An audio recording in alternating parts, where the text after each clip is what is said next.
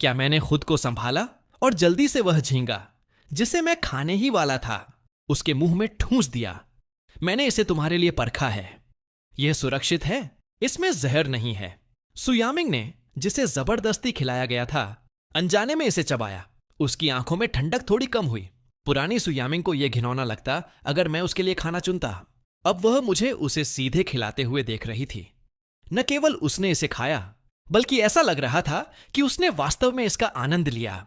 अचानक प्रेमिका ने हमें चिढ़ाना शुरू कर दिया। जब आप दोनों आज प्यार में हैं, तो क्या आप हम अकेले सिंगल्स की भावनाओं पर विचार कर सकते हैं? मैं पहले से ही अपना गुस्सा दबा रहा था और उनकी छेड़खानी बर्दाश्त नहीं कर सकता था। लिन शिनयाओ ने अपने वाइन ग्लास के साथ खेला और मेरी ओर देखा। गन फायर और सैनिकों को खुश करना बहुत मुश्किल है। क्यों ना मेरे जैसे किसी और को पसंद करने पर विचार करें। फिर मैंने सु यामिंग के मुंह में एक और छिल्ला हुआ झींगा ठूंस दिया। ऐसा लग रहा था कि मेरी आंखों में सिर्फ ही वही है। मेरी आवाज अनजाने में नरम हो गई। हाँ, वह थोड़ी कठोर है, लेकिन वह सुंदर है। मुझे बस यही पसंद है कि वह कितनी सुंदर और ठंडी है और उसका फिगर कितना शानदार है। सु यामिंग ने मेरी ओर देखा क्योंकि मैं ऐसी बकवास कर रहा था। वह सतह पर मुस्कुरा रही थी, लेकिन शायद अंदर ही अंदर दांत पीस रही थी। उसकी आमतौर पर ठंडी आंखों में एक हल्की मुस्कान दिखाई दी। रात के खाने के बाद हम रेस्तरां से बाहर निकले। मैं अभी भी गु परिवार के पास वापस जाने के बारे में सोच रहा था। सु यामिंग ने मुझे कार की चाबियां फेंक दी। ड्राइव करो। मैंने शराब पी है और गाड़ी नहीं चला सकती। इसके अलावा मूल मेजबान गाड़ी चलाना जानता था। मेरे पास मना करने का कोई तरीका नहीं था। सु यामिंग को पिछली सीट पर बैठते देख मैंने ड्राइवर बनने के लिए खुद को तैयार किया। अच्छा हुआ कि मैंने आज दोपहर ही गाड़ी चलाना सीखा, लेकिन एक नए खिलाड़ी के रूप में मैं अभी भी सड़क पर घबराया हुआ था, खासकर रात में गाड़ी चलाते समय। मैंने पूरा ध्यान केंद्रित किया और धीरे धीरे गाड़ी चलाई। सु यामिंग अपनी सीट पर पीछे झुक गई। मुझे ट्रैक्टर की तरह लग्जरी कार चलाते हुए देख रही थी। वह गुस्से में हंसने से खुद को नहीं रोक सकी। क्या तुम और धीरे जा सकते हो? स्टीयरिंग व्हील पर मेरे हाथों में पसीना आ रहा था। मेरा पूरा ध्यान सड़क पर था। मैं किसी भी भटकाव को नहीं संभाल सकता था। मुझसे बात मत करो। सु यामिंग का चेहरा तुरंत काला पड़ गया। गायमिंग, क्या तुम अपनी जगह भूल गए हो? अगले ही पल कार अचानक पागल की तरह आगे बढ़ी। मैंने गति तेजी से बढ़ते हुए देखी और मेरा दिमाग एक पल के लिए खाली हो गया। कार को पागलों की तरह तेज होते देख सु यामिंग घबरा गई। आगे एक और कार थी और मैंने गति धीमी नहीं की। ऐसा लग रहा था कि मैं उसे अपने साथ मरने के लिए ले जा रहा हूं। उसका चेहरा तुरंत तनावपूर्ण हो गया। वह चिल्लाई, गायमिंग, तुम पागल हो। अभी ब्रेक लगाओ। मैं चिल्लाया, मैं ब्रेक लगा रहा हूं। फिर मुझे एहसास हुआ कि मैंने गैस पैडल को ब्रेक समझ लिया था। मैं जल्दी से ब्रेक पर पैर रखने गया, लेकिन थोड़ी देर हो चुकी थी। अभी भी सदमे में मैंने केवल एक जोर का धमाका सुना और अचानक दुनिया शांत हो गई। जैसे ही मुझे होश आया, मेरी गर्दन और सिर में अभी भी दर्द हो रहा था। मैंने सु यामिंग को दांत पीसते हुए सुना, अपने गले से मेरा नाम निचोड़ते हुए, गु हाइमिंग। मैंने उसकी ओर पीछे मुड़कर देखा। मैंने कहा कि मैं ठीक से गाड़ी चला रहा था। तुम ही थी जिसने मुझसे बात करने की जिद की। सु यामिंग ने ठंडे चेहरे से मेरी ओर देखा। उसने भींचे हुए दांतों के बीच से कुछ शब्द निचोड़े। तो उसने अपनी बात पूरी नहीं की थी। मैंने उसे बीच में ही रोक दिया और जल्दी से माफी मांगी। कहा कि यह मेरी गलती है। यह मेरी गलती है कि मैं इतना बेकार हूं। जिस पल मैं तुम्हारी आवाज सुनता हूं, मैं इतना घबरा जाता हूं कि मुझे ब्रेक और गैस पैडल में फर्क भी नहीं पता चलता। हालांकि मैं अपने मुंह से खुद को दोष देता रहा। मेरे चेहरे पर अपराध बोध का कोई निशान नहीं था। यह कहकर मैं कार से बाहर निकल गया। सु यामिंग का चेहरा अभी भी ठंडा था। उसने अपना फोन निकाला और कॉल किया। उसने अपने सहायक से इसे संभालने के लिए कहा। कॉल खत्म करने के बाद उसने मुझे अपनी गर्दन रगड़ते हुए देखा, झुकते हुए आगे जिस कार को मैंने टक्कर मारी थी उसके मालिक से कुछ कहते हुए। मेरी मुद्रा स्पष्ट रूप से दिखा रही थी कि मैं अपनी गलती के लिए माफी मांग रहा हूं। मेरा यह संस्करण सु यामिंग को याद किए गए संस्करण से पूरी तरह अलग था। उसकी याद में मैं उसके अलावा किसी और से कभी माफी नहीं मांगता था। मैं हमेशा अभिमानी और मनमौजी था। जब मैं गलतियां करता था तब भी मैं हमेशा श्रेष्ठ व्यवहार करता था। मुझे लगता था कि दूसरे इसके हकदार हैं। कार दुर्घटना जैसी किसी चीज के लिए पुराना मैं कार से बाहर भी नहीं निकलता। मैं बस एक कॉल करता और किसी को इसे संभालने के लिए कहता। मुझे परवाह नहीं होती कि दूसरा व्यक्ति जीवित है या मर गया। लेकिन अब मैं जल्दी से देखने गया कि क्या दूसरा व्यक्ति घायल हुआ है। क्या आप ठीक हैं?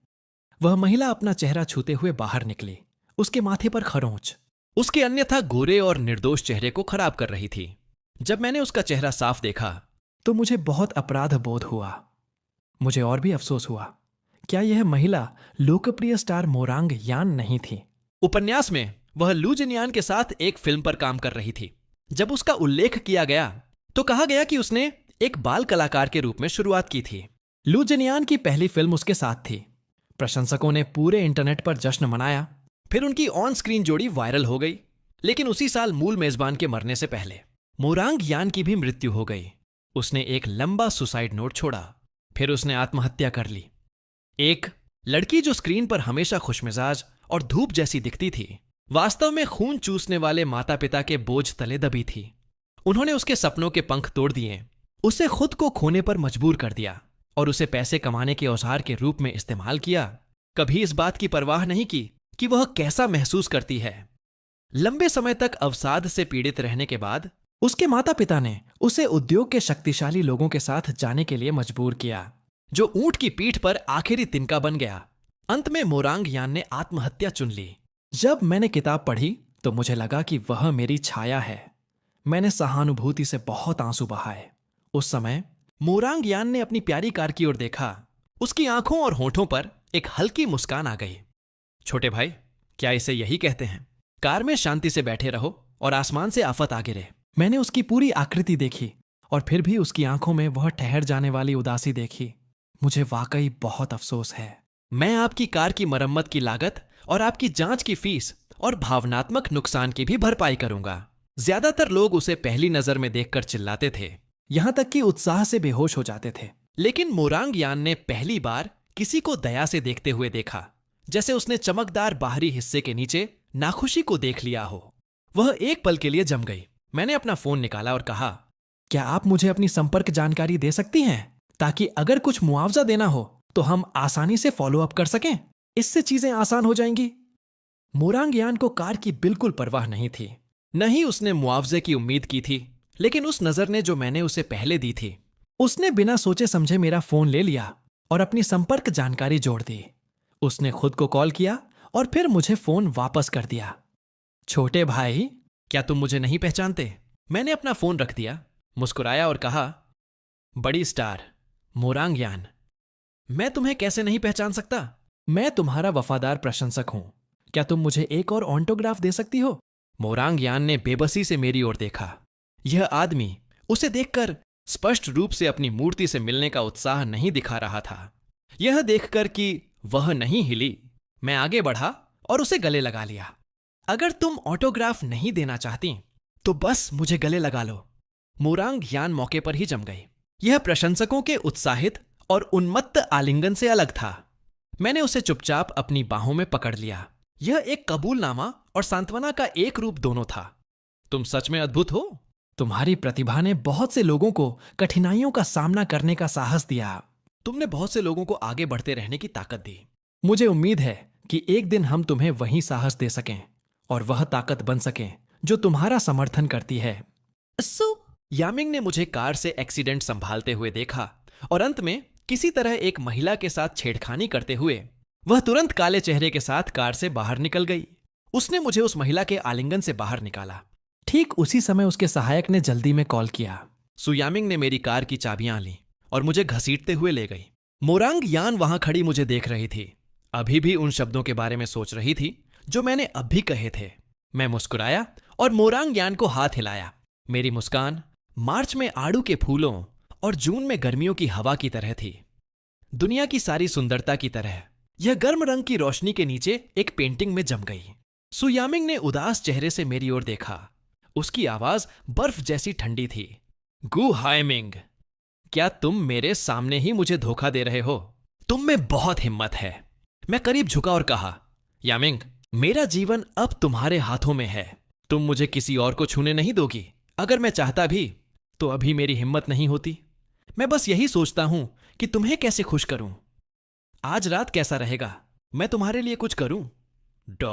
मैं फिर करीब झुका। यकीनन अगले ही पल सुयामिंग बिल्कुल घिनौनी हो गई। उसने ठंडे दिमाग से कार का दरवाजा खोला और मुझे अंदर धकेल दिया। रास्ते में मुझे मेरी मां का फोन आया। श्याओमिंग, तुम इतनी देर तक घर क्यों नहीं आए? मैं नहीं चाहता था कि वे चिंता करें, लेकिन अब मैं तलाक नहीं ले सकता और मुझे सुयामिंग द्वारा धमकी दी जा रही है। अब कोई रास्ता नहीं है कि मैं हर दिन घर जा सकूं, इसलिए मुझे जवाब देना पड़ा। मैं आज रात घर नहीं आ रहा हूं। सुयामिंग ने मेरे सामने अपनी गलतियां स्वीकार की। मैंने उसे एक और मौका देने का फैसला किया। सुयामिंग ने रियर व्यू मिरर के माध्यम से मुझे देखकर नाक सिकोड़ी। मेरी मां को पहले से ही पता था कि ऐसा होगा। वह बहुत हैरान नहीं थी, बस थोड़ी निराश थी। फिर कल हमारे घर उसके साथ रात का खाना खाओ। मैंने पैसेंजर सीट पर बैठी सुयामिंग पर नजर डाली। मैं अभी के लिए सहमत हो गया।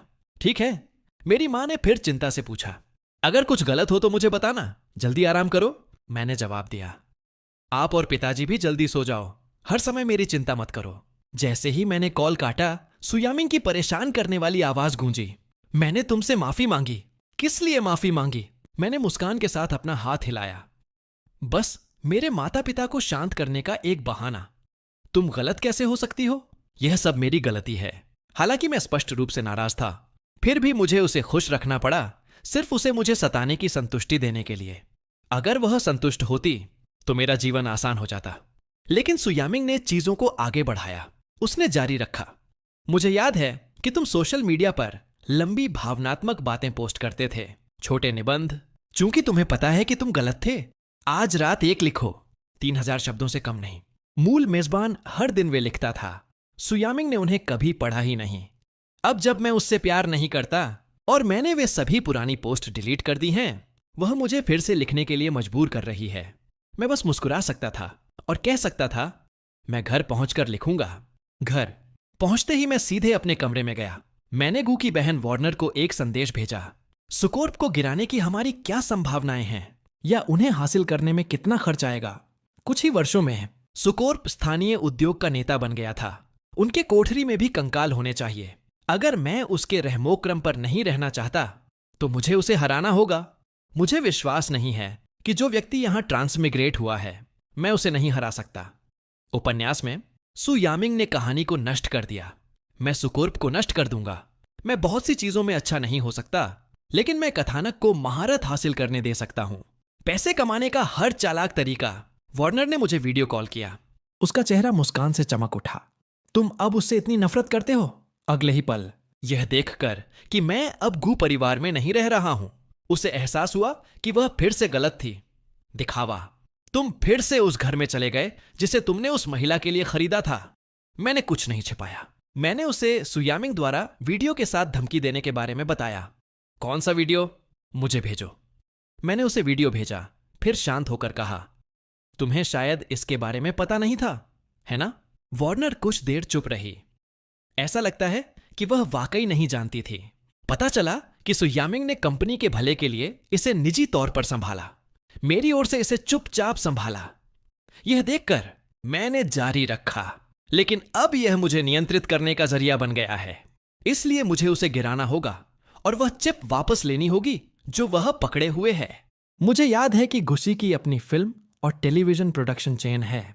किसी से उनके अनुबंधित कलाकारों की सूची मुझे भेजने के लिए कहो। वार्नर हैरान लग रही थी। तुम्हें वह किस लिए चाहिए? मैं मुस्कुराया। मैंने अभी अभी पैसे कमाने के एक बेहतरीन प्रोजेक्ट के बारे में सोचा है। फोन पर समझाना मुश्किल है। मैं तुम्हें कल और बताऊंगा। फुल टाइम काम करते हुए साइड गिग के रूप में राइटिंग करने वाले व्यक्ति के रूप में मैं पहले से ही शॉर्ट ड्रामा इंडस्ट्री के बारे में सीख रहा था। लाखों की लागत वाले कई शॉर्ट ड्रामा सिर्फ एक दिन में वायरल हो सकते हैं और प्रोडक्शन का समय कम होता है। आप एक महीने में कई शूट कर सकते हैं। एकमात्र बिक्री बिंदु अच्छे दिखने वाले लीड हैं। अभिनय औसत है और कथानक मूर्खतापूर्ण है, लेकिन संतोषजनक है। वे जांच के सामने टिकते नहीं हैं, लेकिन लोग उन्हें देखना पसंद करते हैं। शॉर्ट वीडियो के युग में शॉर्ट ड्रामा एक सोने की खान है। इस उपन्यास की दुनिया में शॉर्ट वीडियो अभी ट्रेंड करना शुरू ही हुआ था, लेकिन शॉर्ट ड्रामा अभी शुरू नहीं हुआ था। मनोरंजन उद्योग के प्रोडक्शन अभी भी पारंपरिक थे। अभी तक कोई लोकप्रिय पुनर्जन्म या ट्रांसमिग्रेशन कहानियां नहीं थीं। मैं उन सभी वायरल शॉर्ट ड्रामा कथानकों को लूंगा जो मैंने देखे हैं और उन सभी को एक साथ शूट करूंगा। एक बार जब इसकी लत लग जाएगी तो कोई और पकड़ नहीं पाएगा। कॉल खत्म होने के बाद मैंने नहाया और तुरंत ईमेल द्वारा जानकारी प्राप्त की। मैंने अपना लैपटॉप खोला और एक नजर डाली। कंपनी ने हाल ही में नए प्रतिभाओं के एक बैच पर हस्ताक्षर किए थे। मैंने कंपनी का दौरा करने के लिए समय निकालने का फैसला किया। अभी के लिए मुझे उन लोकप्रिय नाटकों को स्क्रिप्ट में बदलना शुरू करना था। जितनी जल्दी हो सके खतरे से छुटकारा पाने के लिए मैं सीधे काम में जुट गया। जब मैं लिखने पर ध्यान केंद्रित कर रहा था, सु यामिंग ने मुझे संदेश भेजा। 3000 शब्द लिखना इतना कठिन क्यों है? क्या मुझे इसे तुम्हारे लिए बढ़ाकर 5000 शब्द कर देना चाहिए? मैंने समय पर नजर डाली। रात के 11 बज चुके थे। यह महिला सोई भी नहीं थी और अभी भी मेरे छोटे निबंध के बारे में सोच रही थी। वह गंभीर रूप से बीमार है, उसे निराश नहीं करना चाहता। मैंने जल्दी से केवल उसके लिए दृश्यमान एक निजी निबंध पोस्ट किया। सिर्फ वही इसे देख सकती थी। मुझे लगता है कि मैं तुम्हारे शरीर के लिए और अधिक लालची होता जा रहा हूं, अन्यथा मैं खुद को इस शांत रात में तुम्हारे ठंडे होठों के बारे में सोचते हुए हमेशा मेरी चापलूसी करते थे, लाइक और कमेंट करते थे, और यह उनके लिए फोन स्क्रॉल करने का मुख्य समय था। लेकिन कुछ समय बीत चुका था, एक भी लाइक या कमेंट नहीं। यह स्पष्ट था कि मैंने यह जानबूझकर किया था, उसे सिर्फ परेशान करने के लिए इसे लिखना। सु यामिंग ने तुरंत जवाब दिया, बहुत अच्छी तरह लिखा गया है, अब से हर दिन एक लिखो। संदेश देखते ही मैंने नींद छोड़ दी और स्क्रिप्ट लिखने वापस चला गया। मैंने अलग अलग ओपनिंग और हर एक के लिए 20 एपिसोड लिखे। सुबह के 5 बज चुके थे। मैं पूरी तरह से थक गया था। सब कुछ सेव किया और बिस्तर पर गिर गया। सु यामिंग उठी और देखा कि मेज पर कोई नाश्ता नहीं है। पूरा नीचे का हिस्सा शांत था। उसने मेरे बेडरूम के दरवाजे की कुंडी घुमाई, लेकिन पाया कि कमरा अभी भी कसकर बंद है। उसने दरवाजा खटखटाया। मैं थक गया था, कंबल अपने सिर के ऊपर खींच लिया, लेकिन कोई फायदा नहीं हुआ। खटखटाना जारी रहा। मुझे हताशा में जबरदस्ती जगाया गया। मैं उठा और दरवाजा खोला। ऐसा क्या है जो इंतजार नहीं कर सकता? मेरे बाल बिखरे हुए थे। मैं बिना रुके जम्हाई ले रहा था, फिर भी थोड़ा आलसी लग रहा था। सु यामिंग ने मुझे ठंडक से देखा। नाश्ता कहाँ है? इससे मैं तुरंत होश में आ गया। उसने मेरे दरवाजे को सिर्फ नाश्ते के लिए खटखटाया। मैं नाश्ता बेचने वाला नहीं हूं। मैं आगे बढ़ा और उसे कसकर गले लगा लिया। बदला लेने के लिए उसे घिनौना महसूस कराया। नाश्ता नहीं है? क्यों ना तुम मुझे ही खा लो। सु यामिंग क्षण भर के लिए हतप्रभ रह गई, लेकिन बहुत जल्दी वह जाना पहचाना घिनौना भाव वापस आ गया। वह खुद को संभाला और तुरंत मुझे दूर धकेल दिया। तुम पक्का हो कि कुछ नहीं है? सु यामिंग के लहजे में धमकी का हल्का सा संकेत था। मैंने दांत पीस लिए। मैं अभी बनाने जाता हूं। चूंकि मैं यहां ट्रांसमिग्रेट हुआ था, मैंने रसोई में कदम नहीं रखा था। फ्रिज में ज्यादा सामग्री नहीं थी। मुझे अंततः नूडल्स का एक पैकेट मिला। उसे कुछ अंडों के साथ उबाला। जब मैंने खाना बनाना खत्म किया तो पाया कि वह महिला पहले ही जा चुकी थी। मुझे लगा कि वह नहीं जा रही है, इसलिए मैंने इसे खुद खाया, फिर झपकी लेने की योजना बनाई। ठीक उसी समय सु यामिंग ने संदेश भेजा, क्या यह तैयार है? दफ्तर ले आओ। यकीनन यह महिला सच में लोगों को सताना जानती थी। मैंने दांत पीस लिए, कपड़े बदले, अपना लैपटॉप उठाया और निकल गया। जाने से पहले मैंने देखा कि बैंक कार्ड जो उसने तलाक के समझौते पर रखा था अभी भी मेज पर था। मैंने उसे उठाया और अपनी जेब में रख लिया। फिर मैंने नाश्ता खरीदा और सुग्रुप में डिलीवर किया। सु यामिंग एक मीटिंग में थी। मैंने इसे उसकी मेज पर रखा और जल्दी से निकल गया। उसके बाद मैं ज्यूशी ग्रुप के लिए निकल पड़ा। वार्नर को ढूंढने के बाद मैंने अपने लैपटॉप पर स्क्रिप्ट खोली और उसे दिखाई। मेरे पास ट्रांसमिग्रेशन और पुनर्जन्म के बारे में स्क्रिप्ट है। बहन वार्नर, एक नजर डालें। वार्नर ने उत्सुकता से इसे खोला। सिर्फ ओपनिंग पढ़ने के बाद उसका चेहरा अविश्वास से भरा था। मैंने एक कुर्सी खींची और बैठ गया। बोलने से पहले मैंने उसके लगभग पूरा पढ़ने तक इंतजार किया। मैं उन्हें शॉर्ट ड्रामा में बदलने की योजना बना रहा हूं। मैंने उसे शॉर्ट वीडियो और शॉर्ट ड्रामा के बारे में समझाया और फिर भविष्य की संभावनाओं के बारे में बात की। अभी डोई जैसे ऐप बस शुरू ही हो रहे हैं। यूजर बेस पहले ही 100 मिलियन से अधिक है। भविष्य में यह केवल बढ़ेगा। वार्नर ने मुझे व्यवसाय के बारे में उत्साह से बात करते हुए देखा। मेरी आंखों में रोशनी थी, मेरे चेहरे पर मुस्कान थी। एक पल के लिए उसने अभी पढ़ी हुई स्क्रिप्ट के बारे में सोचते हुए उसने सोचा कि क्या उसके सामने खड़ा गु हाइमिंग एक ट्रांसमिग्रेटर था? अगर उसने आत्माएं नहीं बदली होती तो वह इतनी भारी तरह से कैसे बदल सकता था? वार्नर को मुझे घूरते हुए देखकर मैंने उसके नरम गालों को चुटकी ली। मुझे कहना होगा कि उस त्वचा और चेहरे के साथ एक साधु भी लालच महसूस करेगा। बहन वार्नर, तुम क्या सोचती हो? वार्नर ने अपनी बाहें मोड़ लीं और मेज पर बैठ गई। ठीक है, चूंकि यह तुम्हारा विचार है, क्यों ना तुम ही इसकी जिम्मेदारी लो। मैंने सिर हिलाया। कोई बात नहीं, मैं तुम्हें पहले स्क्रिप्ट भेजूंगा। तुम उन्हें तैयारी शुरू करने के लिए निर्देशकों को सौंप सकती हो। मैं लीड चुनने के लिए बाद में टैलेंट एजेंसी जाऊंगा। एजेंसी को पहले ही सूचित करने में मेरी मदद करें। वार्नर ने मेरी ओर देखा। क्या तुम चाहते हो कि मैं तुम्हारे साथ चलूं? मैंने अपना हाथ हिलाया। जरूरत नहीं है, तुम अपने काम पर ध्यान दो। अगर मुझे मदद चाहिए तो मैं तुम्हें ढूंढ लूंगा। यह कहकर मैं बस जाने ही वाला था, फिर मैं अचानक वापस मुड़ा। एक और चीज है जिसे मैं लाना चाहता हूं। मोरंग यान को बोर्ड पर लाए हो। वार्नर हैरान नजर आ रही थी। अचानक उसे क्यों? मैंने लापरवाही से समझाया। मुझे बस लगता है कि वह मनोरंजन उद्योग में एक दुर्लभ प्रतिभा है। वह एक बड़ा स्टार बनने के लिए बाध्य है, लेकिन उसकी एजेंट हमेशा उसकी मां रही है। ऐसा नहीं लगता कि वह उसे किसी एजेंसी के साथ साइन करने देने की योजना बना रही है। किसी से अनुबंध का मसौदा तैयार करने के लिए कहो, मैं उसकी मां के साथ बातचीत संभालूंगा। वार्नर ने मेरे आत्मविश्वास की प्रशंसा करते हुए मुझे देखा। मैं क्षण भर के लिए स्तब्ध रह गया। मैं टैलेंट एजेंसी जाने के लिए तैयार होकर कंपनी से बाहर ही निकला था कि मुझे सु यामिंग का टेक्स्ट मिला। अगर तुमने दोपहर के भोजन के लिए फिर से टेकआउट ऑर्डर किया तो बस सुर्खियां बनने का इंतजार करो। मैंने गुस्से में दांत भींच लिए। वह लांती यामिंग, वह सच में मुझे सताने के लिए प्रतिबद्ध है। मैंने समय चेक किया। फिर मैं एक बड़े मॉल में गया। उसके माता पिता के लिए उपहार खरीदने के लिए उसके 1 मिलियन से अधिक पैसे खर्च किए। फिर भोजन के लिए गू के पास वापस गया। जब मेरी मां ने मुझे वापस आते देखा तो वे पूरी मुस्कान के साथ थीं और मैंने उनके लिए उपहार भी खरीदे। उन्हें लगा कि सु यामिंग मेरे साथ वापस आई है। उन्होंने कई बार दरवाजे की ओर देखा और पूछा, अरे क्या तुम अकेले वापस आए हो? मैंने अपना हाथ हिलाया और कहा कि उसके पास आने का समय नहीं है। मेरी मां मुस्कुराती हुई पास आई। तुम वापस आ गए? इतना ही काफी है। यह सब क्यों खरीदना? हमें किसी चीज की कमी नहीं है। हालांकि उन्होंने अपने मुंह से यह कहा, लेकिन वे उस बैग को पकड़े रहीं जो मैंने उन्हें दिलाया था। उसे हर कोण से देख रही थीं। जितना ज्यादा उन्होंने देखा उतना ही उन्हें पसंद आया। उन्हें लगा कि घर पर उनके बाकी सभी बैग अब रिटायर हो जाने चाहिए। वे उसे नीचे नहीं रख सकीं। नौकरानियों ने सभी ने प्रशंसा की, कहा कि बैग सुंदर है और यह उनके पहनावे से पूरी तरह मेल खाता है। मेरी मां बैग पकड़े खड़ी हो गईं और उसे फिर से देख रही थीं। सच में मेरे बेटे ने इसे मेरे लिए खरीदा है।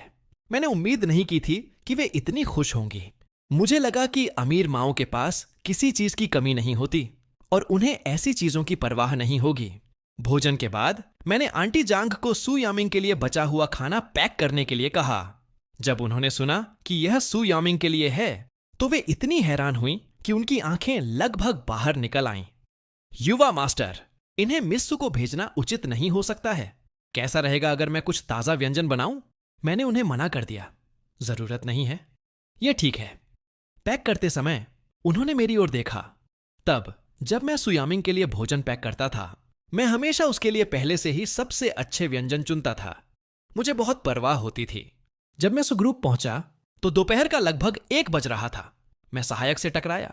मैंने सीधे थर्मल कंटेनर उसके हाथों में ठूंस दिया। यह राष्ट्रपति सु का भोजन है। 5वीं बार सु यामिंग ने समय चेक किया। किसी ने दफ्तर का दरवाजा खोला। उसने अनजाने में ऊपर देखा कि सहायक मुस्कुराती हुई थर्मल कंटेनर के साथ अंदर आ रही है। मिस्टर ज्यू फिर से आपके लिए लंच ला रहे हैं। सु यामिंग का चेहरा और भी ठंडा हो गया। वह यहां है।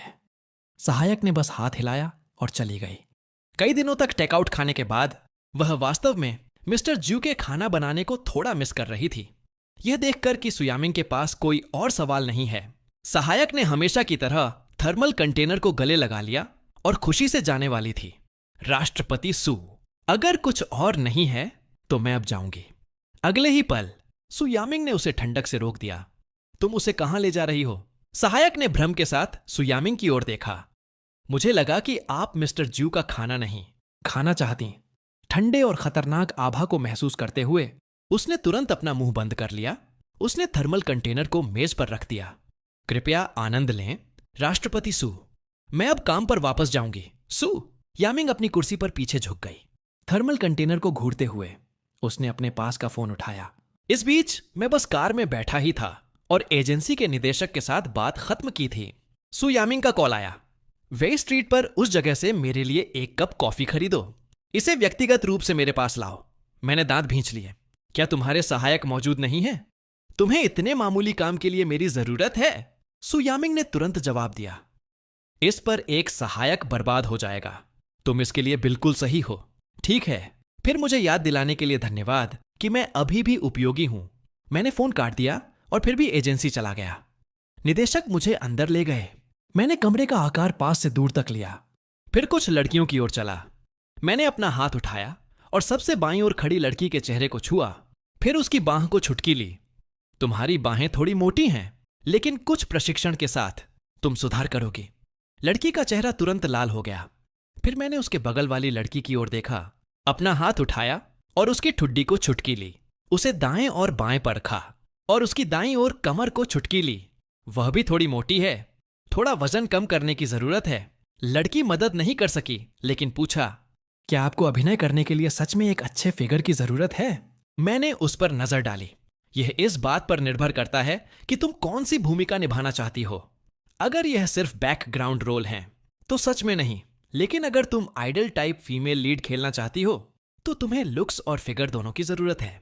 मुझे उम्मीद नहीं थी कि वास्तविक जीवन और तस्वीरों के बीच इतना बड़ा फर्क होगा। ऐसा नहीं है कि उनके लुक्स भयानक हैं, लेकिन उनके शरीर के आकार मानक को पूरा नहीं करते हैं। ये शॉर्ट ड्रामा सस्ते में बने हैं और वेतन हास्यास्पद रूप से कम है। कोई भी प्रसिद्ध अभिनेता उन्हें करना नहीं चाहेगा। नए लोग केवल उपस्थिति पर निर्भर कर सकते हैं। अगर तुम्हारे लुक्स पुरुषों को आकर्षित नहीं करते हैं तो मुझे भी वे काफी अच्छे नहीं लगते। दर्शक कैसे संतुष्ट हो सकते हैं? इसीलिए मेल और फीमेल लीड दोनों को अच्छा दिखना चाहिए। एक बार जब मैंने सबको परखना खत्म कर लिया तो मैंने आधिकारिक तौर पर अपना उद्देश्य समझाना शुरू कर दिया।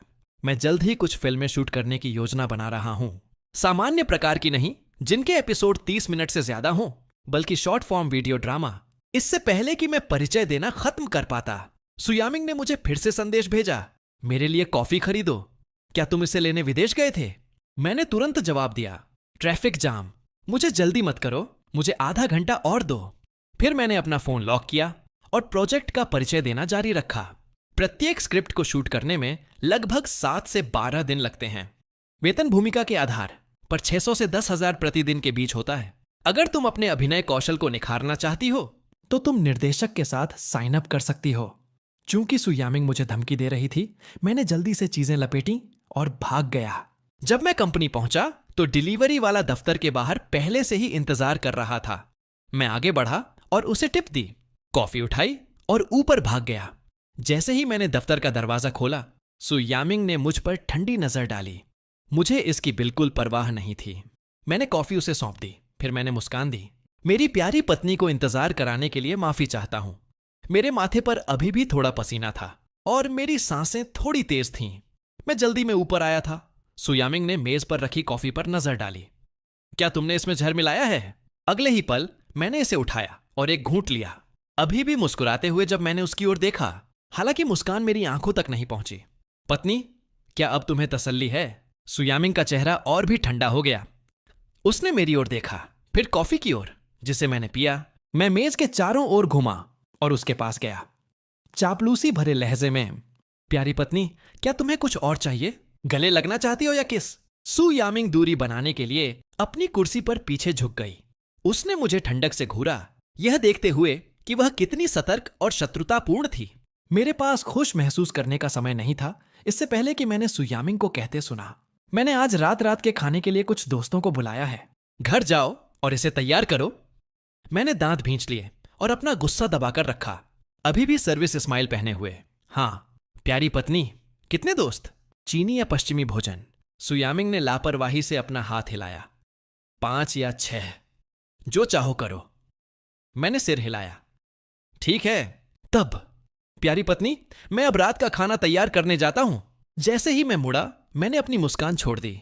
यह लानती यामिंग मुझे ऐसे देखना और सताना जारी नहीं रख सकती। मुझे उसे कुछ करने के लिए देना होगा। उसे अपना ध्यान मेल लीड पर स्थानांतरित करने दें। मेरे जाने के बाद सु यामिंग ने मेज से कॉफी उठाई और एक घूंट लिया। पीने के बाद ही उसे अचानक याद आया कि मैंने भी एक घूंट लिया था। उसका भाव तुरंत तूफान की तरह काला पड़ गया, एक उग्र तूफान भी। उसने तुरंत कॉफी दूर रख दी, एक और घूंट नहीं लिया। उस रात जब सु यामिंग घर आई तो उसने लिविंग रूम में तेज उत्साहित संगीत बजते हुए सुना। वह अंदर गई, लेकिन उसे मेरा कोई निशान नहीं दिखा। रसोई से खाने की खुशबू आ रही थी। वह रसोई के दरवाजे तक चली गई। उसने देखा कि घर पर दो सुंदर महिलाएं खाना बना रही थीं। उनमें से एक ने सॉस में एक डिश डुबोई और मुझे इसे चखने के लिए कहा। मैंने खाते हुए प्रशंसा की कि यह कितना अच्छा है। तुम बहुत सुंदर हो और तुम्हारा फिगर बहुत शानदार है। तुम बिल्कुल भी शेफ जैसी नहीं लगती। मुझे लगा कि मैं ठगा गया हूं। उम्मीद नहीं थी कि तुम्हारे पास असली कौशल भी है। महिला मुस्कुराई और कहा, युवा मास्टर बो, मैं क्या दिखती हूं कि मैं क्या करती हूं? मैं मुस्कुराया और कहा, तुम्हारे लुक्स के साथ मॉडल न बनना शर्म की बात होगी। जैसे ही हम बात कर रहे थे, मुझे अपनी पीठ पर ठंडक महसूस हुई। मैंने अनजाने में मुड़कर देखा और सु यामिंग का चेहरा बर्फ जैसा ठंडा देखा, जैसे कि मैं उसका अरबों का कर्जदार हूं। जैसे ही मैं पास गया, सु यामिंग ने अपने होठों को सिकोड़कर ताना मारा। मैंने तुम्हें खाना बनाने के लिए कहा और तुम महिलाओं को घर ले आए।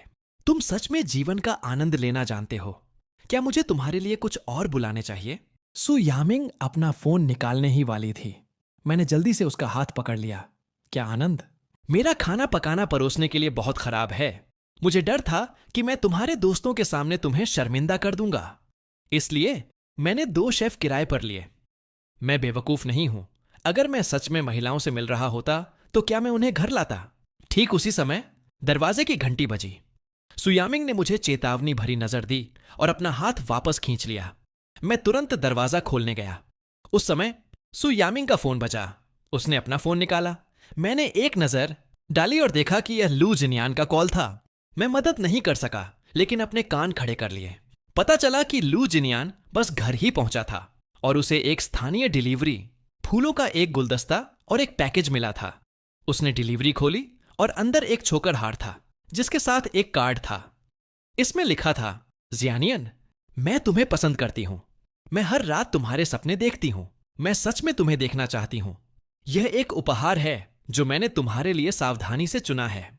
मुझे लगता है कि इसे पहनकर तुम बहुत आकर्षक लगोगे। लू जिनियान ने तुरंत सोचा कि यह व्यक्ति एक रेंगने वाला व्यक्ति है। ऐसा महसूस हुआ कि कोई जगह देख रहा था। जब उसने सु यामिंग को कॉल किया तो उसकी रीढ़ में ठंडक दौड़ गई। उसकी आवाज कांप रही थी। बहन यामिंग, क्या तुम मेरे घर आकर इसे संभाल सकती हो? सु यामिंग ने भ्रमित नजर से फोन उठाया। क्या हुआ? मुझे लगता है कि मेरा सामना एक विकृत व्यक्ति से हुआ है। जब मैंने वह शब्द सुना तो मैं लगभग हंस पड़ा। मैंने अपने होंठ काटे और इसे रोक कर रखा। जब मैंने सु यामिंग और कॉल देखा तो मैं जल्दी से व्यंजनों को मेज पर लाने में मदद करने गया। शादी के 2 साल में यह पहली बार था जब सु यामिंग ने दोस्तों को आमंत्रित किया था, और पिछली बार हमारे बीच स्नेहपूर्ण दृश्य के बाद उसकी प्रेमिकाओं ने स्वाभाविक रूप से मान लिया कि हम अंततः एक असली जोड़े बन गए हैं। जैसे ही वे अंदर आए, उन्होंने उपहार सौंपना शुरू कर दिया। जब मोमो ने 50,000 युआन का रोमांटिक होटल कार्ड निकाला और उसे सु यामिंग के हाथ में ठूंस दिया। बहन यामिंग, यह दिल से है, अलग मत रहो। लिंच याओ एक रहस्यमयी गिफ्ट बैग लाई। ये सब ऐसी चीजें हैं जिन्हें हमने व्यक्तिगत रूप से इस्तेमाल किया है। हमें लगा कि वे बेहतरीन हैं और हम साझा करना चाहते थे। सु यामिंग ने उन वस्तुओं को देखा जो वे लाए थे, हर एक दूसरे से ज्यादा अपमानजनक। ठंडे चेहरे के साथ उसने कहा, मुझे कुछ करना है, मैं बाहर जा रही हूं। मैं व्यंजन बाहर ला रहा था और उसे कहते सुना कि वह जा रही है। इसलिए मैंने विचारशील और समझदार बनकर काम किया। कहा, अगर तुम्हें कुछ करना है तो आगे बढ़ो, मैं यहां सबकी अच्छी देखभाल करूंगा। जैसे ही मैंने बात की, मैंने अपने हाथ में मौजूद व्यंजन विन मुमू के खाली हाथों में रख दिया और उसी समय मैंने सुचारू रूप से उपहार उसके हाथों से ले लिया। जल्दी जाओ, इसे तुम्हें रोकने मत दो। सु यामिंग ने मेरी ओर देखा, उसे लात मारकर बाहर निकालने के लिए उत्सुक। फिर महिलाओं से भरे कमरे की ओर देखा। उसने हाथ बढ़ाकर मेरा हाथ पकड़ लिया। तुम मेरे साथ आ रहे हो। प्रेमिकाओं का समूह दंग रह गया। वह गु हाइमिंग को भी काम चलाने के लिए अपने साथ ले जा रही है। उनका रिश्ता इतना करीब होना ही चाहिए। मैंने त्योरियान चढ़ाकर उसकी ओर देखा। तुम एक काम पर जा रही हो, क्या मेरा जाना अनुचित नहीं होगा? इसके अलावा हमारे घर में अभी भी मेहमान हैं, मेजबान के रूप में। मैं बस उन्हें नजरअंदाज नहीं कर सकता। मैं मना करना चाहता था। आखिर यह सब लू जिनियान के साथ सुयामिंग की निकटता बढ़ाने के लिए स्थापित किया गया था, ताकि उसे मेल लीड के बारे में चिंतित किया जा सके। मैंने इस नकली जुनूनी प्रशंसक को गढ़ने के लिए समय और पैसा खर्च किया। अगर मैं साथ गया तो उन दोनों को जुड़ने का मौका कैसे मिलेगा? सुयामिंग ने कुछ प्रेमिकाओं की ओर देखा।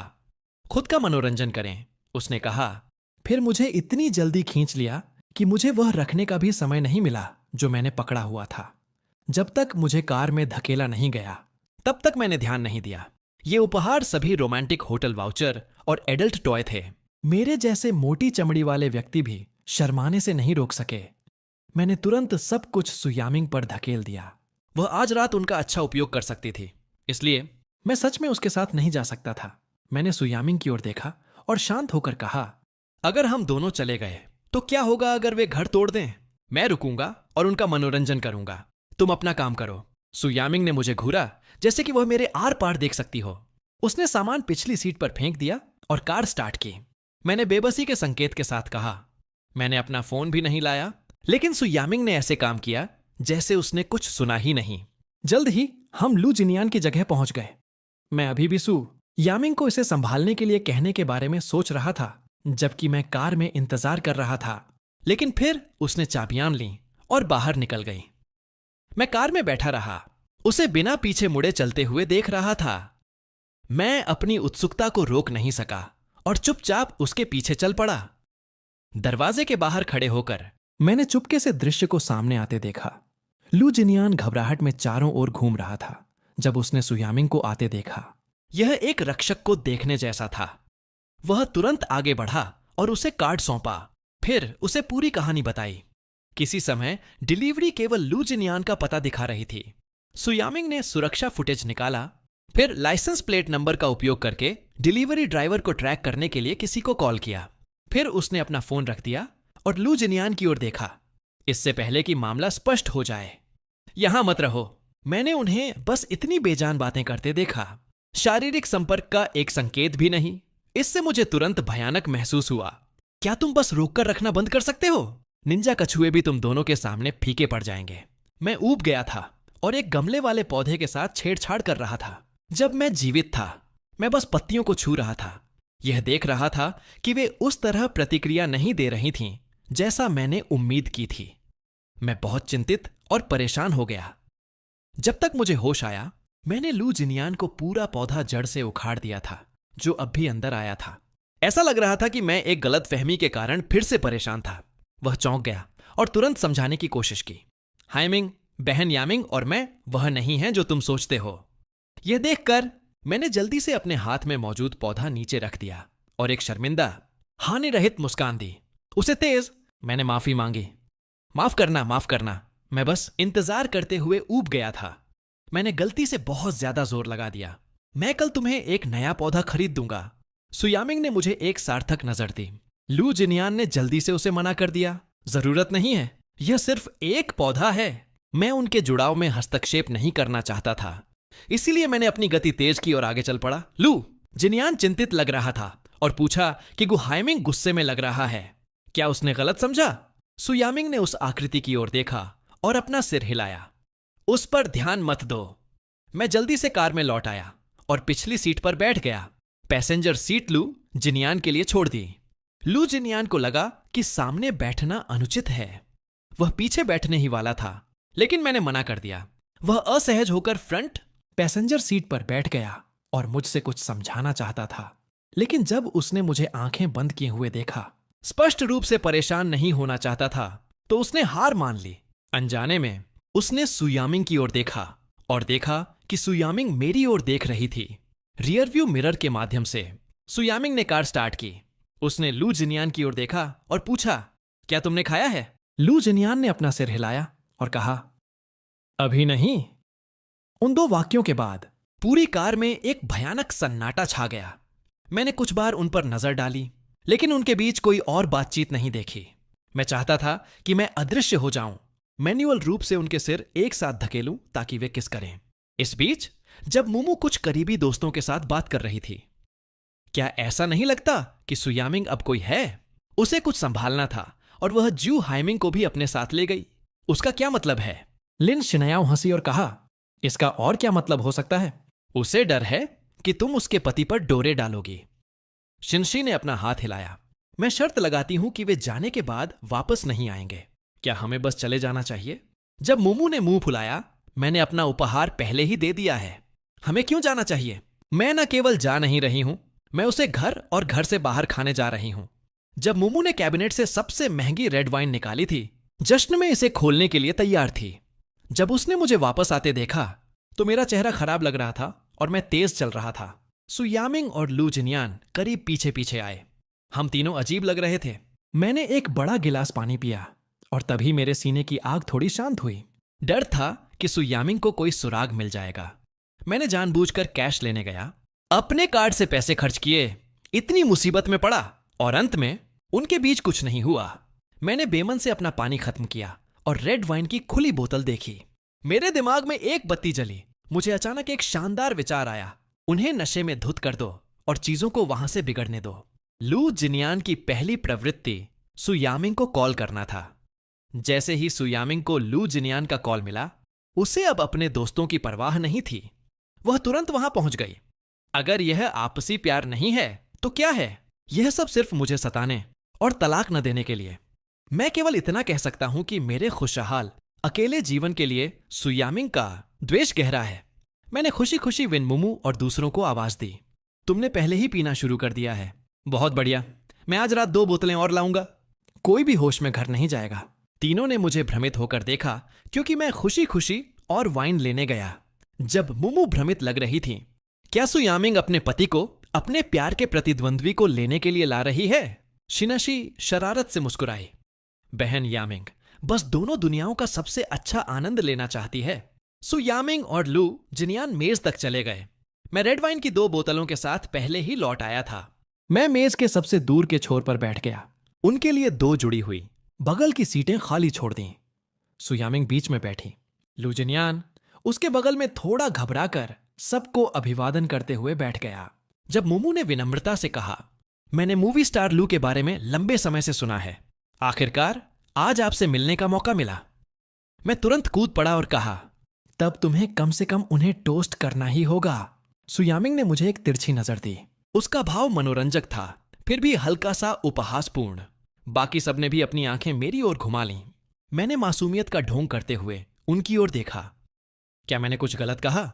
एक टोस्ट की उम्मीद की जाती है ना? मैं चुपचाप मुस्कुराया, अपना गिलास उठाया।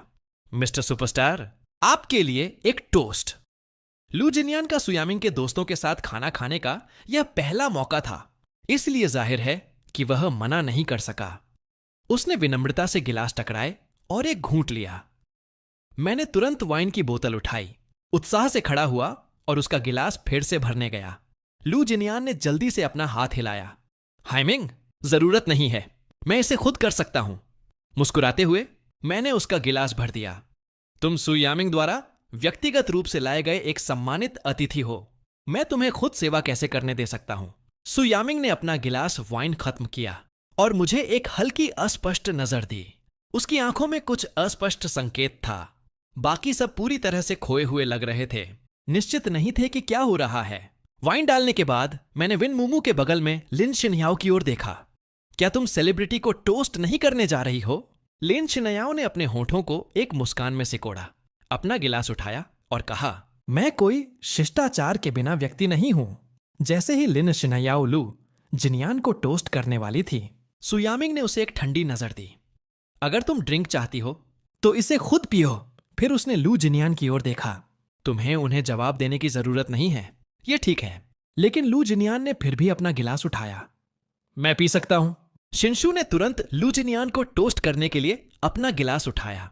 मैं भी सुपरस्टार को टोस्ट करूंगी। कोई भी अशिष्ट के रूप में नहीं देखा जाना चाहता। लू जिनयान ने अंततः एक के बाद एक कई गिलास पिए। मैं अपनी सीट पर लौट आया और सबको खाने के लिए प्रोत्साहित किया। फिर ध्यान सु यामिंग पर स्थानांतरित कर दिया। मैंने अभी तक कोई बहाना नहीं सोचा था जब सु यामिंग ने अपने सामने तीनों को ठंडक से घूरा। क्या केवल उसे टोस्ट करना और किसी और को नहीं करना विनम्र है? अनकहा अर्थ। मुझे भी टोस्ट करो। यह स्पष्ट रूप से लू जिनयान के लिए खड़े होने का उसका तरीका था। लिन शिनयाओ हंसी और अपना वाइन ग्लास घुमाया। वो मेहमान है, हमारे लिए पहले टोस्ट करना ठीक है। तुमने हमें रात के खाने के लिए आमंत्रित किया है। क्या तुम्हें पहले हमें टोस्ट नहीं करना चाहिए? तुम हमें मेजबान को टोस्ट करने के लिए कह रही हो, तो वास्तव में अशिष्ट कौन हो रहा है? ठीक वहीं और तभी मैं उसे थम्स अप देना चाहता था। फिर मैंने लू जिनियान पर नजर डाली। उसका भाव अच्छा नहीं लग रहा था। स्पष्ट रूप से वह ईर्ष्यालु था। मैं तुरंत तनाव कम करने के लिए कूद पड़ा। मैंने लू जिनियान का गिलास फिर से भरा, फिर अपना गिलास ऊपर तक भर दिया। मेरी पत्नी और मैं सबको एक साथ टोस्ट करेंगे। सुयामिंग ने मुझ पर एक ठंडी नजर डाली। मैंने उसे एक नजर दी, उसे संकेत देने की कोशिश की। उसने कोई जवाब नहीं दिया, इसलिए मैंने मेज के नीचे उसकी जांघ को छुटकी ली। सुयामिंग का भाव तुरंत और गहरा हो गया। अभी भी ठंडे चेहरे के साथ उसने अपना गिलास उठाया। सच कहा जाए तो वह अपनी शराब संभाल सकती है। एक बार जब मैंने उसे पीते हुए देखा तो मैंने उन पर ध्यान देना बंद कर दिया। मैंने सुयामिंग को मुझे हुक्म चलाने का मौका देने से बचने के लिए बस खुद खाने पर ध्यान केंद्रित किया। केकड़ा, लॉबस्टर या कोई भी डिश जिसके लिए हाथों हाथ सेवा की जरूरत हो, मैंने उन सभी से परहेज किया। सुयामिंग ने देखा कि मैं अपने भोजन का कितना आनंद ले रहा था और स्पष्ट रूप से इससे नाराज लग रही थी। वह मुझ पर बर्फीली नजरें डालती रही, वैसी नजरें जो किसी व्यक्ति को जमा सकती हैं। जब उसने मुझे फिर से देखा तो मैंने उसके इरादों को गलत समझा। क्या तुम्हें भी कुछ चाहिए? फिर ब्रेस्ट पोर्क का एक टुकड़ा उठाया और उसके मुंह में ठूंस दिया। अगले ही पल मैंने इस महिला को देखा जिसे हमेशा मेरे साथ स्वच्छता का जुनून था। उसका चेहरा और भी बदसूरत हो गया। मैं अंदर से ज्यादा संतुष्ट महसूस नहीं कर सकता था। मैंने लू जिनियान पर फिर से नजर डाली और लापरवाही से वाइन का एक और घूंट लिया। रात के खाने के बाद जब मुमू और अन्य लोग अभी भी गाना और घूमना चाहते थे, लेकिन सु यामिंग ने उन्हें बेरहमी से बाहर निकाल दिया। मैं भी बचना चाहता था। मैंने अपना फोन उठाया और उस पर नजर डाली। मैंने एक बहाना बनाया और कहा कि मेरी मां के घर पर एक आपात स्थिति है और उन्होंने मुझे वापस आने के लिए कहा। मैंने कहा कि मैं जांचने के लिए कॉल करूंगा कि क्या हुआ। मैंने बाहर चलते हुए कॉल किया। लिविंग रूम सु यामिंग और लू जिनियान के लिए छोड़ दिया, लेकिन कमरा छोड़ने से ठीक पहले मैंने सु यामिंग की चेतावनी सुनी। 5 मिनट। अगर मैं तुम्हें 5 मिनट में नहीं देखती तो आज तुम्हारा आखिरी अच्छा दिन होगा। मैंने गुस्से में दांत भींच लिए। यह महिला अपने आदमी के बारे में नहीं सोच रही है। वह मुझ पर इतनी टिकी क्यों है? दूसरी ओर लू जिनियान चक्कर महसूस करते हुए सु यामिंग को घूर रहा था। स्पष्ट रूप से वह नशे में था। सु यामिंग ने अपनी घड़ी में समय पर नजर डाली, फिर लू जिनियान की ओर देखा। मैं तुम्हारे सहायक को तुम्हें लेने के लिए बुलाऊंगी। जैसे ही उसने यह कहा और कॉल करने के लिए अपना फोन निकाल रही थी, लू जिनियान अचानक खड़ा हो गया और फोन उसके हाथ से जमीन पर गिरा दिया। बहन यामिंग, क्या मैं रुक सकता हूं? सु यामिंग ने दूरी बनाए रखी नाराज होकर और ठंडक से कहा, तब मेरे सहायक को तुम्हारे साथ रुकने दो। लू जिनियान ने अपना सिर हिलाया। मैं नहीं चाहता कि वह रुके, मैं चाहता हूं कि तुम रुको। सु यामिंग की खूबसूरत भौहें और भी गहरी हो गईं। लू जिनियान ने आगे बढ़कर उसे उसकी कमर के किनारे से पकड़ लिया। क्या तुम भाई हायमिंग के प्यार में पड़ गई हो? अगर तुम उसे पसंद करती हो तो मेरा क्या? मैं इतने सालों से तुम्हारा इंतजार कर रहा हूं। इस बीच दरवाजे पर मैं एजेंसी के निदेशक के साथ कॉल पर था। मेरी एक संक्षिप्त बातचीत हुई। मुझे जो प्रतिक्रिया मिली वह थी, 10 लोगों में से केवल 3 ने साइन अप किया, 2 पुरुष और 1 महिला। मैं थोड़ा हैरान था। इन दिनों नए लोगों के मानक वाकई ऊंचे हैं, लेकिन जो भी हो, मेरे उनसे पहले संपर्क करने का एकमात्र कारण यह था कि वे हमारी कंपनी के साथ साइन आर्टिस्ट हैं। मैं बस उन्हें बढ़ने और चमकने का मौका देना चाहता था। मुझे आने के इच्छुक लोगों की संपर्क जानकारी मिल गई। इसे यहां ले आओ। फिर घर पर स्थिति की जांच करने के लिए मुड़ा और उन दोनों को अंतरंग शारीरिक संपर्क में संलग्न देखा। सालों तक साथ रहना उस नजदीकी दूरी पर। अभी भी उसके कपड़े आमने सामने पकड़े हुए। वे किस करने के अलावा और क्या कर रहे होंगे? अगला कदम शायद उसे वापस कमरे में ले जाना है। शराब वाकई एक अद्भुत चीज है। मैं मदद नहीं कर सका, लेकिन अपने होठों को एक मुस्कान में सिकोड़ लिया। कितनी शर्म की बात है कि यह बहुत दूर है। मैं कुछ सुन नहीं सकता। मैं बहुत रुचि के साथ देख रहा था। फिर सु यामिंग अचानक मुड़ी और सीधे मेरी ओर देखा। मुझे डरा दिया। पर्याप्त देख लिया? अगर देख लिया तो यहां आओ। मैं उस तरह की चीज करने में थोड़ा अवाक था, लेकिन फिर भी चारों ओर देखना याद रखा। तुम मुझे क्यों बुला रही हो? मैं बेमन से पास गया। सु यामिंग भावाशून्य थी। तुम्हारा फोन कहां है? मैंने दांत भींच लिए और मुस्कुराया, फोन उठाकर उसे सौंप दिया। अगले ही पल सु यामिंग ने नशे में धुत लू जिनियान को मुझ पर धकेल दिया। यहां, उसे ले लो, गु हाइमिंग। वह आज रात तुम्हारे साथ सो रहा है। वह सुनकर मुझे लगा कि एक साफ दिन पर बिजली गिरी है। तुम उसे मेरे साथ सोने दे रही हो। क्या तुम्हें डर नहीं है कि मैं उसे जहर दे दूंगा? सु यामिंग मुड़ी और बिना एक शब्द कहे, बिना पीछे मुड़े ऊपर चली गई। अगर वह मर गया तो तुम उसके साथ मरोगे। मैंने दांत भींच लिए और उसकी ओर देखा। उसे मेरे साथ सोने दे रही हो? क्या यह बेहतर नहीं होगा अगर हम तीनों बस जीवित रहें? सु यामिंग अंततः रुकी और मुझे देखने के लिए मुड़ी, ऐसी पैनी आंखों के साथ कि मुझे 1000 टुकड़ों में काट दें। मैं बुरी तरह चौंक गया। मैंने उदारतापूर्वक उन्हें साथ सोने दिया। क्या उसे खुश नहीं होना चाहिए? सु यामिंग ने दरवाजा पटक दिया। मेरे पास लू जिनियान को अपने कमरे में मदद करने के अलावा कोई विकल्प नहीं था। लू जिनियान जाने नहीं देगा, मुझे कसकर गले लगा लेगा। उसने सोचा कि मैं सु यामिंग हूं। यामिंग जी, मैं तुम्हें पसंद करता हूं। मैंने आवाज रिकॉर्ड की और सु यामिंग को भेज दी। उनके रोमांस में कुछ ईंधन जोड़ने की योजना बनाई, लेकिन अंततः खुद के पैर पर कुल्हाड़ी मार ली। सु यामिंग ने तुरंत जवाब दिया, तुम इतने आजाद हो? क्या तुमने आज का छोटा निबंध अपने मोमेंट्स के ले लिखा है? तुम महिलाओं की प्रशंसा करने में अच्छे लगते हो। 500 शब्दों की प्रशंसा लिखना कोई समस्या नहीं होनी चाहिए। मैंने दांत भींच लिए और एक उपन्यास से एक महिला की उपस्थिति की प्रशंसा करने वाला एक टेम्पलेट लिया और उसे कॉपी किया। फिर उसे घिनौना महसूस कराने के लिए कुछ अतिरिक्त छेड़खानी वाली पंक्तियां जोड़ी। तुम्हारा चेहरा एक दिव्य कृति की तरह है, इतना परिपूर्ण कि स्वर्ग भी तुलना नहीं कर सकता। तुम 4 में से ट्रिपल सेट की सुंदरता हो, और जो गायब है वह प्रशांत महासागर में है, जो उस लाड़ से बना है जो मैंने तुम्हारे लिए बहाई है। क्या तुम कृपया मेरी आत्मा चुराना बंद कर सकती हो? वह संदेश भेजने के बाद मैंने अपना फोन पूरी तरह बंद कर दिया। फिर मैंने लू जिनियान के गोरे को देखा। नाजुक चेहरा मेरे करीब आ रहा था। मैंने अविश्वास के साथ उस पर नजर डाली। कोई आश्चर्य नहीं कि वह अभी एक शीर्ष सेलिब्रिटी है। वह चेहरा ज्यादातर सुंदरियों से भी सुंदर है। उसकी त्वचा ऐसी लगती है जैसे उससे पानी टपक सकता हो। लू जिनियान धीरे से फुसफुसाया। मेरी और उसकी नजर लालसा से भरी थी। मैंने तुम्हें पहली बार देखते ही पसंद कर लिया था। मैं सच में तुम्हें बहुत पसंद करता हूं। फिर उसने अपने होंठ सिकोड़े और मुझे किस करने के लिए करीब झुका। अरे अरे अरे लू जिनियान, तुम क्या करने की कोशिश कर रहे हो? ठीक जब मैं घबरा रहा था, सु जिनियान ने दरवाजा खोला और कमरा 1202 से बाहर कदम रखा। गु हाइमिंग वह दृश्य देखकर बीच में ही जम गई। अगली सुबह मैं जल्दी निकल पड़ा। सु ग्रुप और घुसी ग्रुप के बीच व्यापार युद्ध तक अभी भी 1 साल बाकी है। इस बीच मुझे अपनी कंपनी की ताकत बढ़ानी होगी। इसलिए मैंने घुसी ग्रुप के फिल्म और टेलीविजन प्रभाग से शुरुआत करने का फैसला किया। मैं पहले उभरती हुई स्टार मोरांग यान पर हस्ताक्षर करने की योजना बना रहा हूं। दफ्तर के एक आलीशान और सुंदर टी रूम के अंदर मैं मोरांग यान के लिए अनुबंध की समीक्षा कर रहा था, जो वित्त निदेशक ने मुझे कल दिया था। मुझे उपन्यास की दुनिया से जो याद है, मोरांग यान ने टोंगशिन के साथ शुरुआत की थी।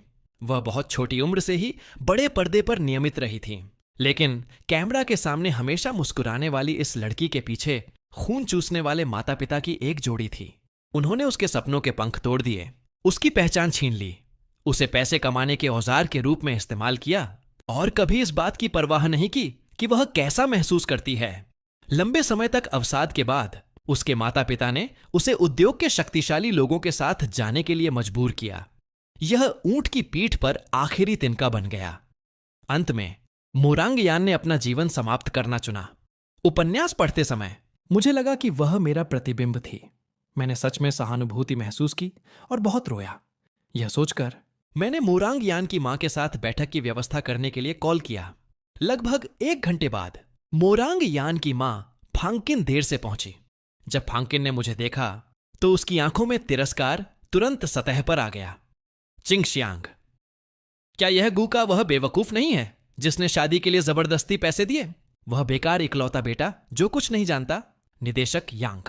मैंने उसकी ओर नजर डाली, सोच रहा था कि उसने अपनी बेटी के साथ क्या किया। मैंने विनम्र होने की परवाह नहीं की। मैंने अनुबंध सीधे उसके सामने फेंक दिया। निदेशक यांग ने मुझसे तुमसे बात करने के लिए कहा। फांकिन ने ताना मारा। तुम इसके बारे में क्या जानते हो? उसके शब्दों के बावजूद उसने फिर भी अनुबंध उठाया। उसकी बेटी की नई फिल्म ने बहुत क्षमता दिखाई। अभी हस्ताक्षर करना उसका मूल्य आसमान छू सकता है। लेकिन जैसे ही उसे एहसास हुआ कि यह स्क्रिप्ट डील नहीं है बल्कि उसकी बेटी पर हस्ताक्षर करने का अनुबंध है, उसने इसे वापस मेरी ओर फेंक दिया। उसने मुझे ऐसे देखा जैसे मैं कोई बेवकूफ हूं। युवा मास्टर ज्यू, क्या तुम गलत दस्तावेज लाए हो? निदेशक यांग ने फोन पर कहा। एक नया नाटक है और तुम सहयोग करना चाहते थे? मैं सोफे पर पीछे झुक गया, फिर उसे शांत होकर देखा। सच कहूं तो हम मोरांग यान पर हस्ताक्षर करना चाहते हैं। फांकिन तुरंत अपना पर्स लेकर खड़ी हो गई। ठीक है, तब तुम निराश हो जाओगे। मैंने शांति से एक वाक्य कहा। तुम्हारी बेटी को गंभीर अवसाद है। फिर मैंने धीरे से बात की। मनोरंजन उद्योग में अभिनेताओं की कमी नहीं है। तुम्हारी बेटी ने बस थोड़ी प्रगति की है। लेकिन अगर रहस्य बाहर निकल गया तो क्या तुम्हें लगता है कि कोई अभी भी उसे फिल्म में कास्ट करने का जोखिम उठाएगा? फांकिन का चेहरा तुरंत पीला पड़ गया। फिर वह मेरी ओर देखने के लिए मुड़ी। तुम्हें वह कैसे पता? मैंने अपना हाथ सोफे पर टिकाया और उसे शांत होकर देखा। मैंने तुम्हारी बेटी को खुद को नुकसान पहुंचाते हुए देखा और यह मेरे जानने के करीब भी नहीं है। उदाहरण के लिए, तुम और तुम्हारे पति को जुए की लत है। जब तुम्हारे पास पैसे खत्म हो जाते हैं तो तुम अपनी बेटी को अभिनय करने या पुरुषों के साथ ड्रिंक्स के लिए जाने के लिए मजबूर करते हो, उसके अवसाद को पूरी तरह नजरअंदाज करते हुए। अगर यह ऑनलाइन उजागर हो गया, तुम्हें क्या लगता है कि उसके प्रशंसक क्या करेंगे? 1000 से अधिक सुसाइड नोट, हर एक में हर घटना का विवरण है। वे सभी सौदेबाजी के चिप्स हैं जो मैं अब फांकिन के खिलाफ पकड़े हुए हूं। मैंने उसे शांत होकर देखा, बिना जल्दी किए। फांकिन के पैर इस बार पूरी तरह से जवाब दे गए। क्या यानर ने तुम्हें बताया? तुम्हें लगता है कि अगर वह किसी को बताना चाहती? मैंने ताना मारा। क्या हम अभी तक इंतजार करते? मैं अपने सीने में भावना के उछाल को रोक नहीं सका। ऐसा महसूस हुआ कि मैंने उसकी मृत्यु से पहले उस हताश लड़की को एक बार फिर देखा। दांत भींचते हुए मैंने जारी रखा, ऐसा कोई रहस्य नहीं है जो कभी सामने ना आए। मैंने बस उस तक पहुंचने के लिए थोड़ा और प्रयास किया। वह तुम्हें अपनी मां के रूप में देखती है। वह नहीं चाहती थी कि तुम सार्वजनिक तिरस्कार का केंद्र बनो। यहां तक कि जब उसने खुद को नुकसान पहुंचाया तो उसने इसे केवल वहीं किया जहां कोई देख ना सके, उसकी जांघ पर। इसके बारे में ध्यान से सोचो। क्या तुम वह चूहा बनना चाहती हो जिसे हर कोई पीटना चाहता है और अपनी बेटी को मनोरंजन उद्योग से गायब होने देना चाहती हो, या तुम उससे पैसे कमाना जारी रखना चाहती हो? इसके साथ मैं खड़ा हुआ। कुछ कदम चले, फिर मदद नहीं कर सका, लेकिन नीचे बैठकर उस पर ताना मारा। मैं सच में उत्सुक हूं। जब तुमने उसे स्पष्ट रूप से अवसाद से पीड़ित देखा तो तुम उसका शोषण करना कैसे बर्दाश्त कर सकी? जब तुमने उसे 10 महीने तक पेट में पाला और जन्म दिया, क्या यह प्यार से था या सिर्फ पैसे कमाने का औजार बनाने के लिए? तब मैं भी अपने पूर्व माता पिता से यही पूछना चाहता था, लेकिन मुझे कभी मौका नहीं मिला। फांकिन बस चुपचाप अपना सिर झुकाए रही। मुझे सालों की पिटाई और डांट याद है, सालों तक निचोड़े जाने की। मैं भावनाओं से अभिभूत होकर दीवार के सहारे झुककर, ठुड्डी ऊपर की ओर टिकाकर, खुद को शांत करने की कोशिश करते हुए नम आंखों के साथ कमरे से बाहर निकल गया। कहीं और सु यामिंग ने बस एक मीटिंग खत्म की थी। जब वह अपने कमरे से बाहर निकली तो उसने मुझे अगले कमरे के बाहर अकेला देखा, दीवार के सहारे झुका हुआ। बहुत उदास लग रहा था। जो व्यक्ति सु यामिंग के साथ बाहर आया, उसने ध्यान दिया कि वह चलना बंद कर दी। अनजाने में नजर डाली। क्या हुआ राष्ट्रपति सु? सु यामिंग का भाव थोड़ा भयानक हो गया। वह मुड़ी और उस व्यक्ति से कुछ शब्द कहे, फिर से मेरी ओर देखने के लिए मुड़ी, लेकिन मैं पहले ही जा चुका था। सु यामिंग ने किसी से निगरानी फुटेज निकालने के लिए कहा। दफ्तर वापस आकर उसने अपने सहायक को बुलाया। पता करो कि ज्यू हाइमिंग और फांकिन ने आज क्या बात की। आधा घंटा बाद सहायक ने उसे वापस कॉल किया। सर, वह मोरांग यान पर हस्ताक्षर करने के बारे में चर्चा करने गया था। वह सुनकर सु यामिंग गहरी सोच में पड़ गई। ज्यू हाइमिंग ने घुसी के व्यवसाय में दखल देना कब शुरू किया? फिर उसे याद आया कि जब मैं सड़क पर उस युवा सेलिब्रिटी से टकराया था तो गु हाइमिंग परेशान था क्योंकि वह उस पर हस्ताक्षर नहीं कर सका। सु यामिंग ने अपना फोन एक तरफ फेंक दिया और अपने सहायक से कहा, मोरांग यान को हमारी कंपनी में लाओ। सहायक ने सिर हिलाया। समझ गया राष्ट्रपति सु, मैं अभी इसका ध्यान रखूंगा। उस समय सु यामिंग का फोन अचानक बजा। उसने इसे उठाया और एक नजर डाली। आपके खाते ने युआन खर्च की। आपके खाते ने 28,128 युआन खर्च किए। सुयामिंग ने एक ठंडी हंसी दी। दूसरी तरफ एक और महिला के बारे में सोचते हुए मेरे पैसे खर्च कर रहा है। मैंने चाय के कमरे में सुयामिंग को नहीं देखा। मेरा मूड ठीक था, इसलिए मैं सीधे मॉल चला गया। मेरी मां के लिए सौंदर्य प्रसाधनों का एक पूरा सेट खरीदा और मेरे पिताजी के लिए कुछ टाई खरीदी। जैसे ही मैं घर जाने वाला था, सुयामिंग ने मुझे संदेश भेजा, तुम्हारा खरीदारी करने का मूड है, मेरे लिए कपड़े खरीदो और उन्हें भेज दो। मैंने दांत भींच लिए और जवाब दिया, ठीक है। मुझे यह भी नहीं पता था कि वह किस आकार के कपड़े पहनती है, इसीलिए मुझे उसके सहायक से आकार पूछना पड़ा। मैंने उसके लिए 2 सूट खरीदे और वापस कार में बैठ गया। मोरांग यान, जिससे मैंने पिछली बार संपर्क जानकारी साझा करने के बाद से बात नहीं की थी, ने मुझे एक संदेश भेजा। बड़े भाई, मैं अनुबंध के बारे में बात करने के लिए आपसे मिलना चाहूंगी। मैंने समय चेक किया। दोपहर में एक बैठक तय की और सुग्रुप के लिए गाड़ी चलाई। मैंने कपड़े सीईओ के दफ्तर में पहुंचाए। मेरी प्यारी पत्नी, वे कपड़े जो तुम चाहती थीं। सुयामिंग ने मेरी नकली मुस्कान की ओर देखा, फिर कपड़ों के बैग पर नजर डाली। अच्छी नहीं लग रही थी। फिर से खरीदने जाओ। मैं थोड़ा अवाक था। तुम घर पर जो कपड़े पहनती हो वे इनसे अलग कैसे हैं? तुम वैसे भी हर दिन बदसूरत कपड़े पहनती हो। सुयामिंग ने ठंडे असंतुष्ट चेहरे से मेरी ओर देखा। अगर मैं उन्हें हर दिन पहनती तो क्या मैं अभी भी ऐसे कपड़े खरीदती? मैंने उस पर नजर डाली। तब तुम्हें किस तरह के चाहिए? सुयामिंग ने एक पल के लिए त्योरियां चढ़ाईं और कहा, इको कहना मुश्किल है, तुम्हें इसे जानने के लिए इसे देखना होगा। मेरी मुट्ठी भींच गई। मैंने दांत भींच लिए, एक नकली मुस्कान दी। ठीक है, मैं अभी तुम्हारे लिए उन्हें फिर से खरीदने जाता हूं। सुयामिंग ने अपना फोन निकाला और समय चेक किया। कपड़ों की कोई जल्दी नहीं है, दोपहर के भोजन का समय हो गया है। इसके बजाय दोपहर में उन्हें खरीदना। ठीक जब मैंने सोचा कि यह महिला थोड़ी मनमौजी थी, मैंने उसे जारी रखते हुए सुना, पहले घर जाओ और खाना बनाओ।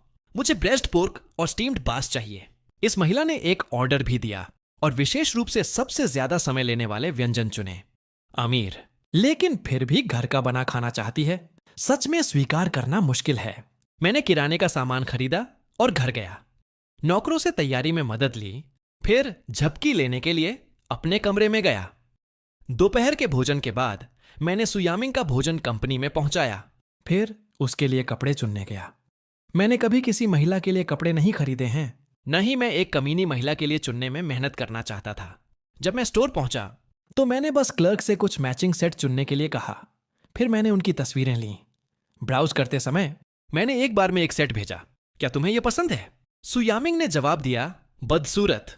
मैंने दूसरा पहनावा भेजा, फिर दूसरा भेजा। सुयामिंग ने फिर जवाब दिया, बदसूरत। मैंने धैर्यपूर्वक उसे तीसरा सेट भेजा। सुयामिंग ने फिर जवाब दिया, बदसूरत। सुयामिंग स्पष्ट रूप से यह जानबूझकर कर रही थी। मैं बेवकूफ हूंगा अगर मैं उसके लिए चुनना जारी रखता। मेरे पास उससे निपटने के बहुत सारे तरीके थे। मैंने उसका कार्ड निकाला और क्लर्क को सौंप दिया। मुझे जल्दी है, इसीलिए मैं पहले ये 2 पुरुषों और महिलाओं के पहनावे खरीदूंगा। कृपया मुझे कुछ अन्य मैच कराने में मदद करें, फिर समीक्षा के लिए मुझे तस्वीरें भेजें। क्लर्क ने तुरंत सिर हिलाया। ठीक है, कृपया एक पल इंतजार करें। फिर उसने स्टोर में महिलाओं के कपड़ों का हर एक टुकड़ा निकाला और सोच समझकर उन्हें मेरे लिए मैच कराया। मैंने सुयामिंग को 5वें पहनावे की तस्वीर भेजी। फिर मैं बेहतर माहौल और प्राइवेसी वाली जगह पर गया, एक चाय रेस्तरां। मैंने एक निजी कमरा मांगा। जैसे ही मैं कमरे में दाखिल हुआ, सामने वाले कमरे से लियू यू टॉयलेट इस्तेमाल करने बाहर आया। उसने गलती से मुझे देख लिया और एक दोस्त से आह भरी। लू जिनियान ने कहा, गुहाइमिंग हाल ही में बदल गया है। उसकी शैली को देखते हुए वह सच में बहुत बदल गया है। कमरे में दाखिल होने के बाद मैंने मोरांग यान को अपनी लोकेशन भेजी। फिर मैंने अपना लैपटॉप खोला। स्क्रिप्ट लिखते समय मैंने सुयामिंग से निपटना जारी रखा। लियू वापस टॉयलेट से आया और देखा कि एक वेटर 2 लोगों के लिए एक ड्रिंक सेट और कुछ स्नैक्स सामने वाले कमरे में ला रहा है। 20 मिनट बाद उसने एक महिला को टोपी और मास्क पहने देखा। निजी कमरे का दरवाजा धक्का देकर खोला। लियू मदद नहीं कर सका, लेकिन फिर से आह भरी। कोई आश्चर्य नहीं कि वह इतना बदल गया है। पता चला कि उसकी एक नई प्रेमिका है, लियू यू। लू जिनियान का सबसे अच्छा भाई होने के नाते स्पष्ट रूप से जानता था कि मैंने इन सालों में उसे कैसे सताया था। सुयामिंग पहले ही जू हाइमिंग को नापसंद करती थी। अगर उसे पता चला कि मैं चुपके से दूसरी महिला के साथ घूम रहा हूं, तो क्या वह मुझसे और नफरत नहीं करेगी?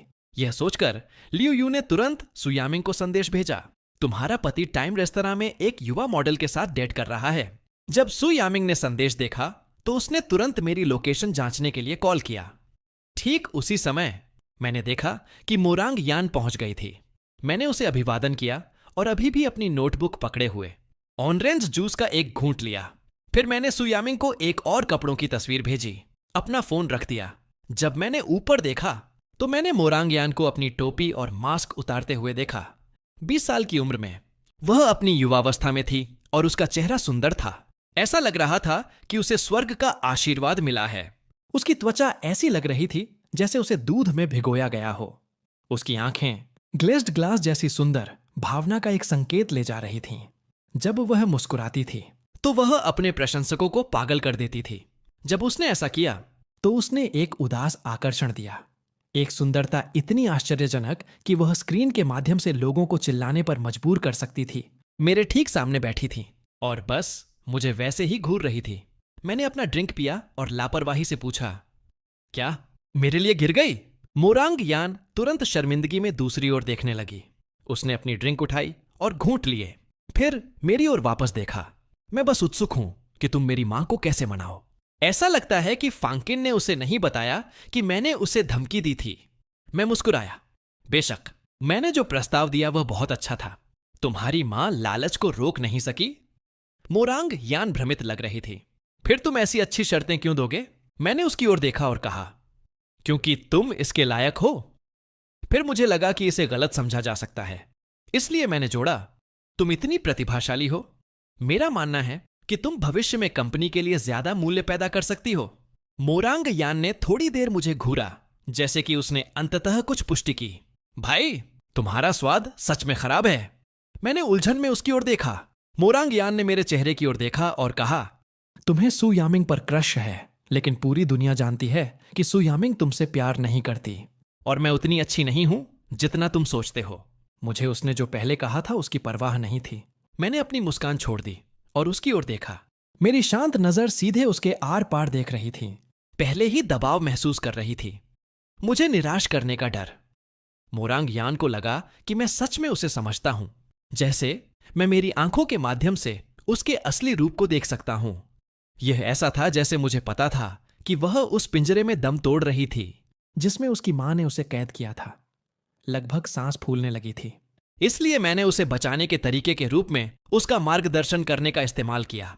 मैंने लापरवाही से स्नैक्स खाए और पूछा, तुम मुझे ऐसे क्यों घूर रही हो?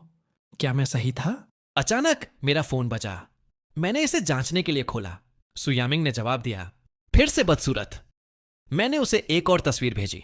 सुयामिंग ने मेरे द्वारा भेजी गई तस्वीर को देखा। स्टीयरिंग व्हील पर उसकी पकड़ गैस पर कस गई। उसने इसे तुरंत फर्श पर पटक दिया। 15 मिनट बाद वह टाइम रेस्तरां में निजी कमरे के बाहर खड़ी थी। तभी गु हाइमिंग ने उसे एक और तस्वीर भेजी। अंदर मैंने बस अपना फोन नीचे रखा था। धमाका, दरवाजा दीवार से टकराया और कांप उठा। सु यामिंग ठंडे भाव के साथ अंदर आई। वह सीधे मेरी ओर चली। वह गुस्से में लग रही थी। मैं थोड़ा हैरान था। उस पागल महिला की आत्म प्रताड़ना इस बार थोड़ी ज्यादा हो गई। लगता है कि वह मेरे द्वारा धोखा दिए जाने से सच में पागल है। मोरांग यान तुरंत चिंता के साथ मुझे देखते हुए खड़ी हो गई।